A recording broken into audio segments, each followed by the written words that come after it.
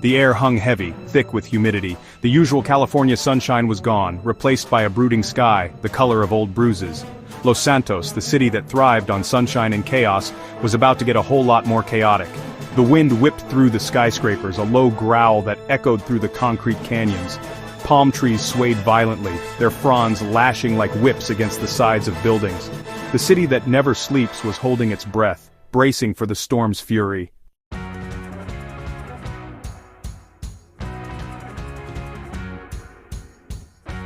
Across Los Santos, 4 individuals went about their day, oblivious to the impending chaos. Marcus, a street hustler, was busy trying to offload a hot car, his eyes darting nervously as he scanned for cops. Chloe, a skilled hacker, was holed up in her dingy apartment, fingers flying across the keyboard, trying to crack a secure server. Isabella, a ruthless CEO, was on a conference call, barking orders and crushing competitors. Jackson, a veteran firefighter, was finishing up his shift, looking forward to a quiet evening at home with his family.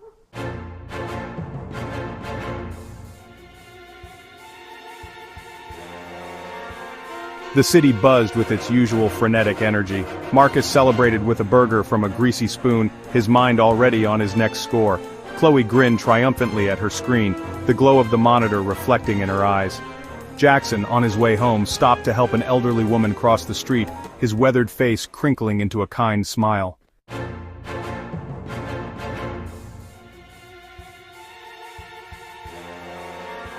The wind picked up, swirling dust and debris through the streets. The first fat raindrops began to fall, splattering on the pavement like warning shots. The distant rumble of thunder echoed through the concrete canyons. Marcus, about to hotwire another car, paused, a shiver running down his spine. Chloe, lost in the digital world, barely noticed the change in the weather. Isabella, sipping a glass of expensive wine on her balcony, felt a chill wind whip through the air. She looked up at the sky, her brow furrowed.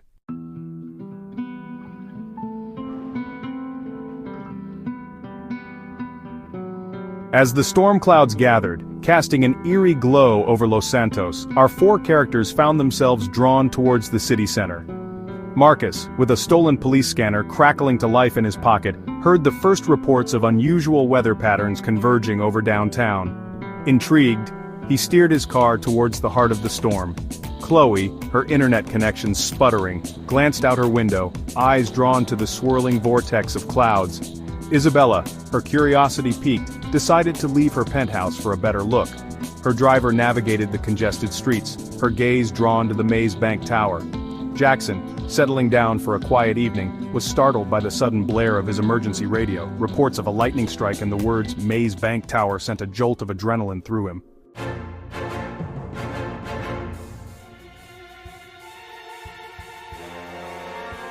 A sudden hush fell over the city.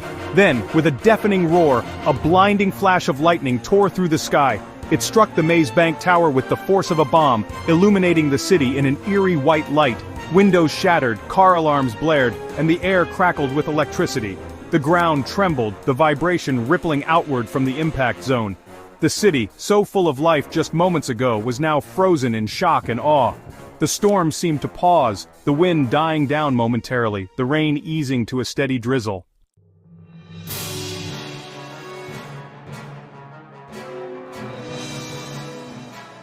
The initial shock gave way to panic. People poured out of buildings, some screaming, others speechless. Traffic came to a standstill, horns blared in frustration. The power grid flickered and died, plunging the city into darkness. News of the lightning strike spread like wildfire, fueled by social media. The hashtag MazeBankBurning quickly became a trending topic.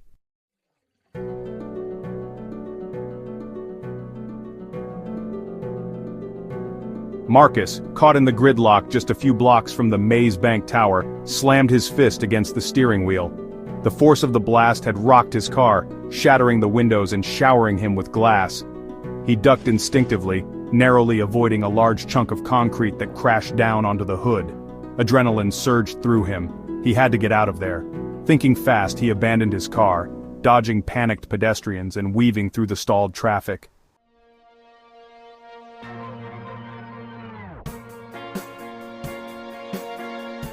Chloe, safe in her apartment, watched the drama unfold on her wall of monitors. Her surveillance network gave her a bird's-eye view of the chaos engulfing the city. The lightning strike, the fire, the ensuing panic. It was all there, playing out on her screens. A part of her reveled in the destruction, but another part felt sympathy for the people trapped inside. She knew that behind the facade of wealth and power were real people with lives, families, dreams.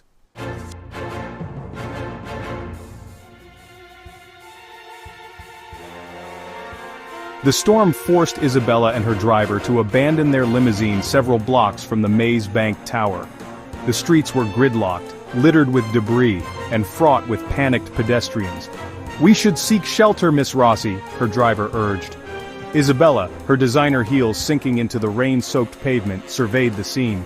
The burning skyscraper served as a stark reminder of the fragility of it all. But amidst the chaos, a steely resolve hardened her gaze.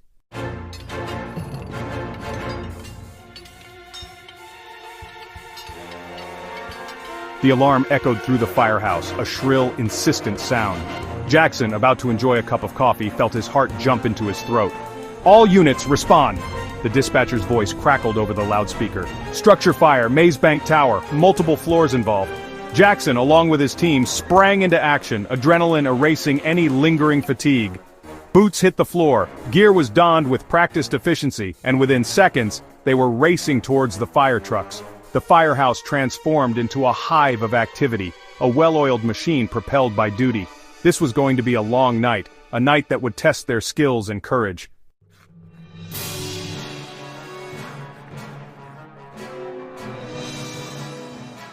The roar of the engine was deafening as the fire truck, lights flashing, siren wailing, sliced through the storm-ravaged streets. Inside, Jackson could feel the vehicle lurch and sway as they navigated the debris-strewn roads. Through the distorted windshield, he could see the eerie glow of the fire.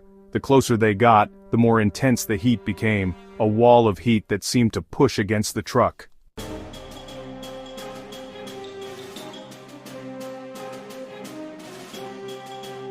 The fire truck screeched to a halt, its arrival announced by a final blast of the siren. Jackson and his team piled out of the vehicle, their movements honed by years of training.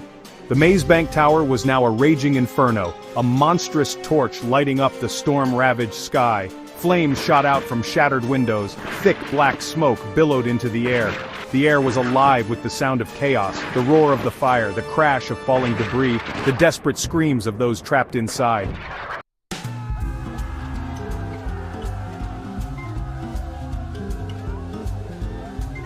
The streets surrounding the Maze Bank Tower were a maelstrom of panicked humanity. Terrified civilians, some injured, some separated from loved ones, surged through the streets, desperate to escape the inferno. Stalled cars, their horns blaring uselessly, added to the cacophony. The storm, as if mirroring the chaos unfolding below, raged with renewed fury, lightning illuminating the scene in brief, terrifying flashes. Through the panicked crowds, Jackson could see other emergency vehicles arriving. Police cars, ambulances, more fire trucks, their lights painting the scene in a dizzying kaleidoscope of red, blue, and white. Sirens wailed, their sound blending with the screams and the roar of the fire, creating a symphony of chaos that grated on the nerves. The sidewalks were littered with debris, shattered glass, chunks of concrete, twisted metal, the remnants of what had once been a symbol of the city's prosperity. The air was thick with smoke, making it difficult to breathe, and the rain, now mixed with soot, fell like a greasy film over everything.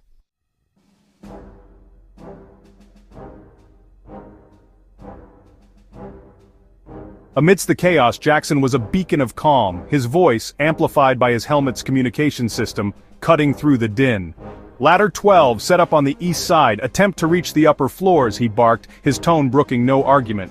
"Engine 23, establish a water supply, we need to get this fire under control. Medics, set up a triage area, tend to the injured."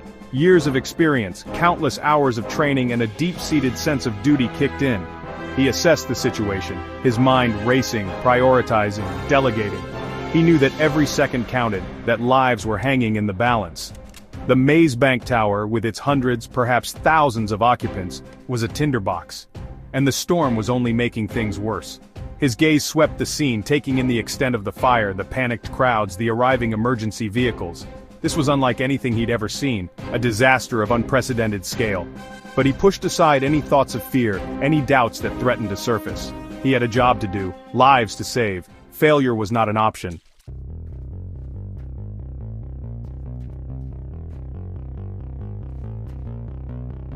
The firefighters, weighed down by their heavy gear, charged into the teeth of the storm, a human wedge pushing against the tide of panicked humanity.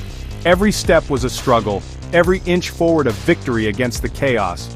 The crowds, their faces a mixture of terror and relief at the sight of the firefighters, parted reluctantly, creating a narrow path towards the inferno. "Make way! Fire department! Let us through!" Jackson shouted, his voice hoarse but firm.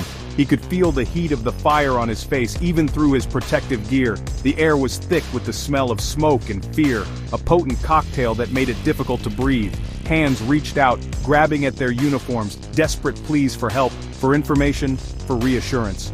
Jackson felt a pang of sympathy for these people, caught in the grip of terror, their lives upended in a heartbeat. But he couldn't stop, couldn't allow himself to be distracted. He had to focus on the task at hand, on getting his team into position, on fighting back against the inferno that threatened to consume everything in its path.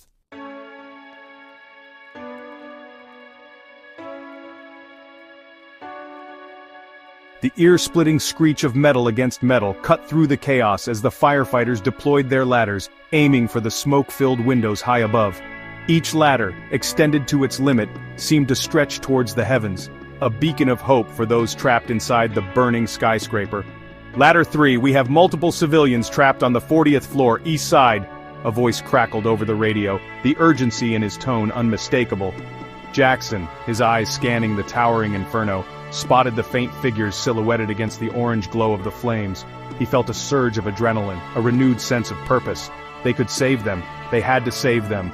"Ladder 3, acknowledge," Jackson responded, his voice steady. "We're coming to you. Tell them to stay low, stay calm, and we'll get them out of there." The ladder truck, its engine straining against the weight of the ladder and the men climbing it, inched its way closer to the burning building, its progress hampered by the debris-strewn street and the constant stream of fleeing civilians. Every inch forward was a victory, a testament to the skill and determination of the firefighters operating the massive vehicle.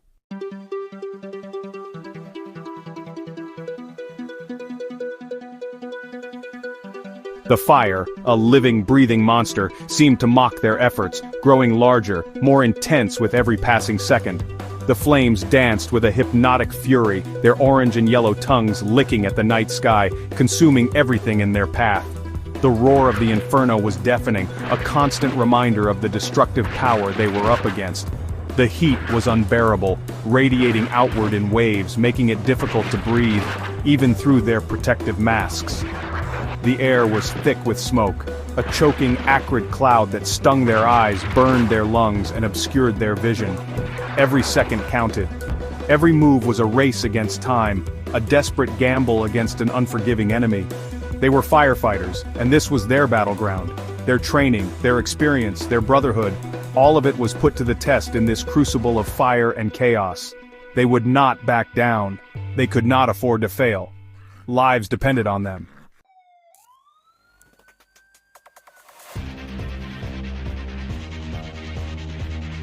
The interior of the Maze Bank Tower was a terrifying inferno. Smoke, thick and black as ink, billowed through the corridors, consuming everything in its path. The air, thick with the stench of burning plastic and melting metal, was hot and difficult to breathe. The emergency lights flickered erratically, casting eerie shadows that danced with the flames. Screams echoed through the smoke-filled stairwells, a chilling chorus of fear and desperation. People coughed and stumbled through the darkness, their faces illuminated by the flickering flames, their eyes wide with terror. Some were injured, their clothes torn, their bodies bruised and burned. Others were separated from loved ones, their frantic calls lost in the cacophony of sound. On the 40th floor, a group of office workers huddled together, their faces pale, their bodies trembling. They had barricaded the door with furniture, a feeble attempt to hold back the inferno that raged outside. The air was thick with smoke, making it difficult to breathe. The heat was stifling, the flames licking at the walls, casting an eerie orange glow. Among them was a young woman, her face streaked with tears and soot, clutching a photograph of her family. Her husband and two young children, their faces beaming up at her, a stark contrast to the terror that gripped her heart. She had promised to be home early tonight, to read them a bedtime story. Now, trapped in this inferno, she feared she might never see them again.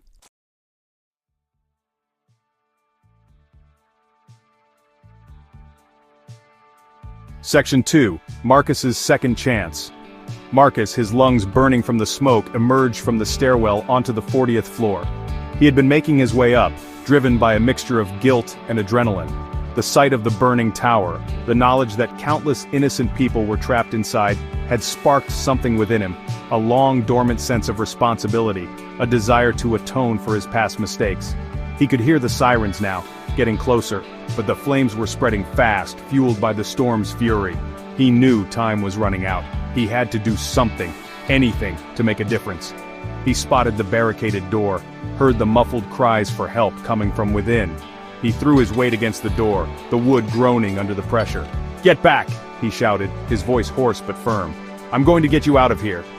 Inside, the trapped workers looked up, their eyes wide with a mixture of hope and disbelief. Could this stranger, this street hustler with soot-stained clothes and a determined glint in his eyes, be their salvation? They had no choice but to trust him.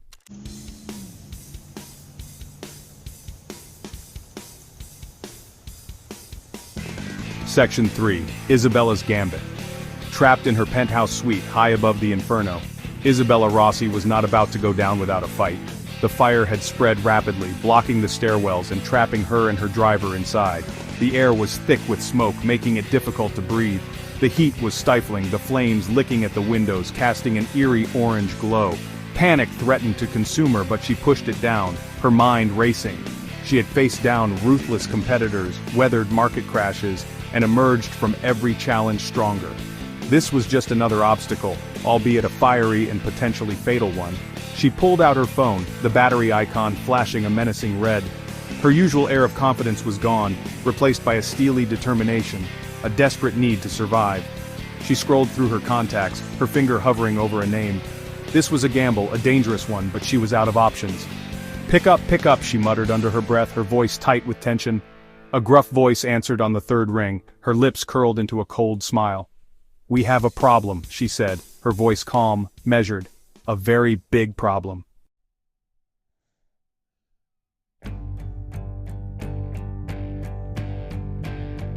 Section 4. Chloe's Dilemma.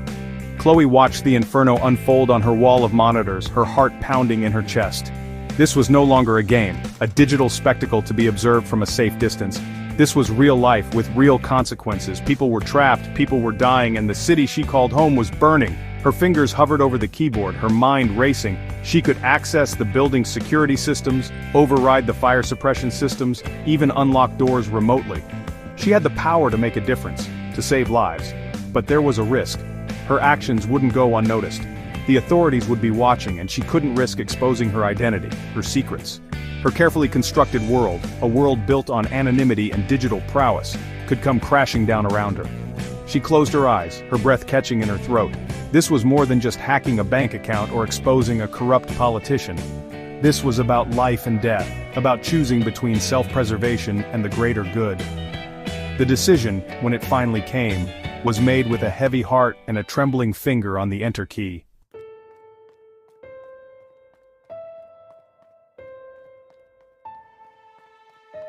The latter groaned under his weight as Jackson, his heart pounding in his chest, climbed towards the inferno. The air was thick with smoke, making it difficult to breathe even through his mask. The heat was intense, radiating outward in waves, but he pushed on, driven by a sense of duty, a desperate need to save those trapped inside. He reached the 40th floor, his vision obscured by the thick smoke. He could hear the roar of the fire, the crash of falling debris, the panicked cries of those trapped inside. Through the haze, he saw the silhouette of his men, battling the flames, guiding terrified survivors towards the ladder. He spotted Marcus, his face blackened with soot, ushering a group of people towards the ladder. "Good work, son," Jackson shouted, his voice hoarse but full of pride. "Now get them out of here." Marcus nodded, his eyes grim but determined. He helped the last of the survivors onto the ladder, a sense of relief washing over him. He had done something good, something selfless. He had faced his fears and emerged from the inferno, not as a criminal but as a hero.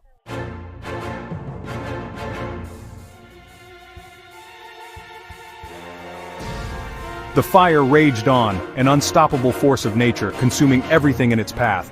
On the rooftop of the Mazebank Tower, silhouetted against the inferno, a desperate drama played out. The last remaining survivors, a handful of people who had managed to escape the flames, huddled together, their faces pale with terror. The roof was their only escape route, but the intense heat and thick smoke made it impossible for the rescue helicopters to land. The wind howled around them, whipping the flames into a frenzy, as if the storm itself was trying to thwart their rescue. Jackson, his face blackened with soot, his eyes bloodshot from exhaustion and smoke, made a split-second decision. He grabbed his radio, his voice amplified by the speaker, cutting through the roar of the fire and the wind. "This is Battalion Chief Jackson," he barked, his voice calm, steady. "We have multiple civilians trapped on the roof. Request immediate air support. We can't hold out much longer."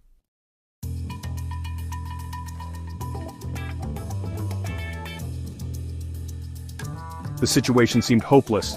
The fire raged unabated, fueled by the storm's fury.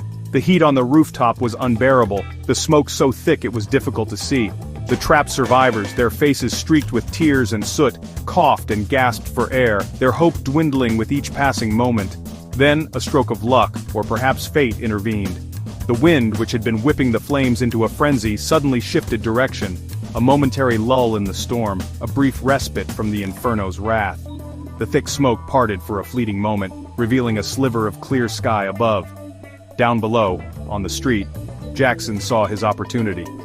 "Engine 23, I need you to hit the west side of the building. Full force," he barked into his radio, his voice hoarse but laced with urgency. "We need to create a backdraft, starve the fire of oxygen. It's our only chance."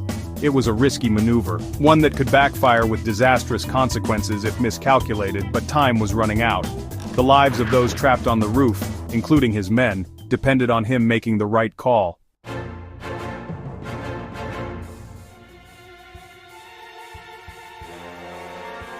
Chloe watched the drama unfold on her monitors, her heart pounding in her chest. She had bypassed the city's surveillance systems, gaining access to traffic cameras, emergency frequencies, even the fire department's internal communications. Her screens were a chaotic mosaic of the disaster, a digital window into the heart of the inferno. She heard Jackson's desperate plea for air support, his voice tight with urgency. She saw the terrified faces of the trapped survivors on the rooftop, their hope fading with each passing moment. Her fingers, usually so swift and sure on the keyboard, hesitated.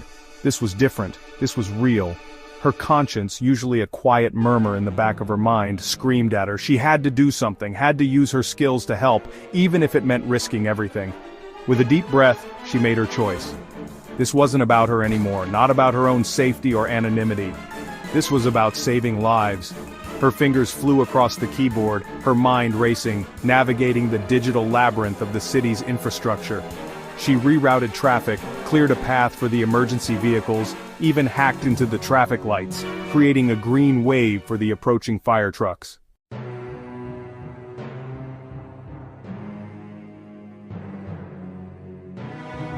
Isabella's call had been answered, but not by the person she expected. Instead of the smooth-talking fixer she had hoped for, a gruff, heavily accented voice boomed through the phone. "Miss Rossi," the voice said, a hint of amusement in his tone. "I believe you have something that belongs to me." It was Martin Madrazo, the notorious drug lord, a man whose ruthlessness was legendary even in a city like Los Santos. Isabella had crossed him once, a business deal gone sour, and she knew he never forgot a debt. Fear coiled in her stomach, but she pushed it down, her mind racing. She was trapped, her life hanging by a thread, and Madrazo, for all his faults, was her only hope. "I can make it worth your while," Isabella said, her voice steady, her tone businesslike. "Get me out of here, and we'll call it even." She could hear the faint sounds of gunfire in the background, a reminder of the danger she was in, a danger that paled in comparison to crossing Madrazo. A throaty chuckle echoed from the other end of the line. "A tempting offer, Miss Rossi," Madrazo said, his voice laced with amusement. "Very well. Consider this a stay of execution. I'll send someone to retrieve you."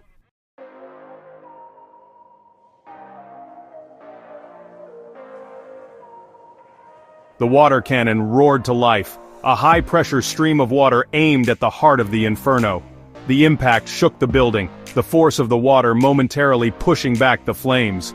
Inside the burning tower, the temperature dropped, The smoke thinned slightly, a brief respite from the inferno's wrath. On the rooftop, the trapped survivors, their hopes rekindled by the sight of the water cannon, cheered weakly. The wind, as if aided by some unseen force, shifted again, pushing the smoke away from the rooftop, clearing a path for a rescue helicopter. Down below, Jackson watched, his heart pounding in his chest, as the helicopter, its rotors battling the turbulent wind, carefully maneuvered towards the rooftop. He could hear Chloe's voice in his earpiece, her calm, steady tone a stark contrast to the chaos swirling around him. "I've cleared you a path, Chief," she said. "Get those people to safety." It was a team effort, a testament to the courage of the firefighters, the skill of the helicopter pilot, the quick thinking of a hacker who had chosen to use her powers for good. The tide was turning, but the battle was far from over. The fire still burned, a reminder of the destructive power they had faced, and the cost of that victory was becoming horrifyingly clear.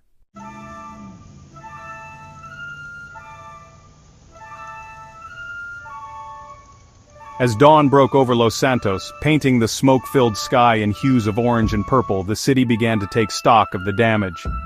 The Maze Bank Tower, its once gleaming facade blackened and scarred, stood as a stark reminder of the night's fury. The streets around it were littered with debris, a testament to the ferocity of the fire and the valiant efforts of the firefighters. News crews, their cameras capturing the devastation, broadcast images of the smoldering building, the exhausted firefighters, the dazed and injured survivors. The story of the Maze Bank Tower fire, a tale of heroism, tragedy, and the unpredictable nature of fate, became the city's main headline. At the site of the fire, the air was thick with the smell of smoke and wet ash. Firefighters, their faces grim but resolute, continued to douse the smoldering embers, ensuring the blaze was fully extinguished. Medics tended to the injured, while rescue workers searched for any remaining survivors, their hopes dwindling with each passing hour. The city, still reeling from the shock of the disaster, began the long process of healing. The physical damage, though extensive, would be repaired. But the emotional scars, the memories of that terrifying night, would linger long after the last ember had been extinguished.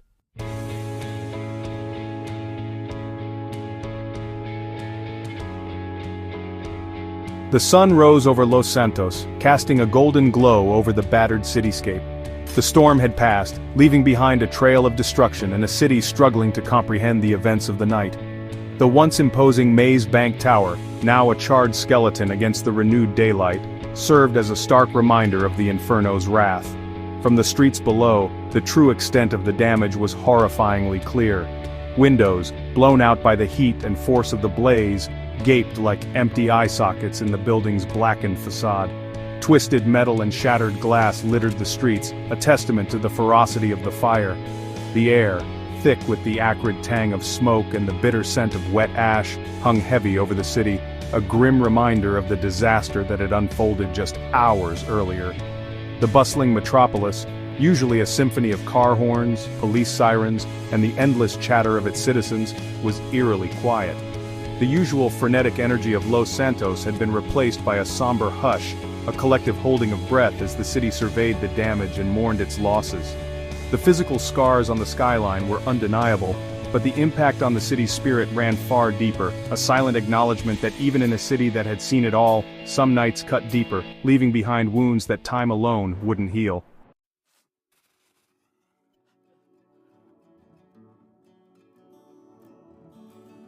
In the aftermath of the inferno, as the smoke cleared and the dust settled, heroes emerged from the ashes, their faces etched with exhaustion and the lingering trauma of the night. Battalion Chief Jackson and his team, their uniforms torn and singed, their faces blackened with soot, were hailed as heroes, their bravery a testament to the human spirit's resilience. Yet behind the accolades, a heavy toll lingered. The memories of that night, the screams, the heat, the desperate scramble for survival, were seared into their minds, a reminder of the fragility of life. Marcus, his clothes still reeking of smoke, walked away with a newfound clarity. The events had shaken him to his core, forcing him to confront a side of himself he had long kept buried. He had risked his life to save others, and emerged not as a criminal, but as a hero. The experience had changed him, ignited a spark of something better. Chloe, safe in her dimly lit apartment, watched the news reports with a mix of relief and unease. Her actions, her hacking skills used for good had saved lives, but brought her close to exposure.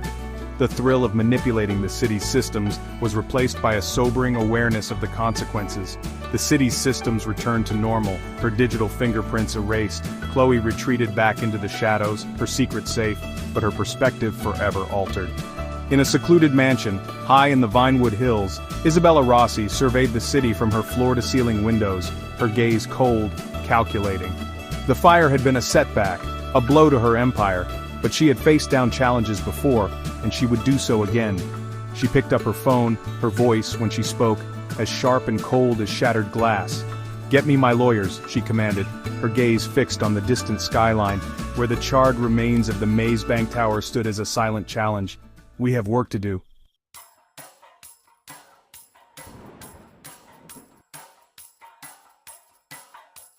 Life began to reclaim the city. Sirens gave way to construction equipment, smoke dissipated, replaced by exhaust fumes and sea air. Citizens returned to routines, united by shared fear. Rebuilding reflected the city's indomitable spirit. Crews worked around the clock, patching the skyline. Media shifted focus to tales of heroism. Los Santos began to heal, its spirit unbroken.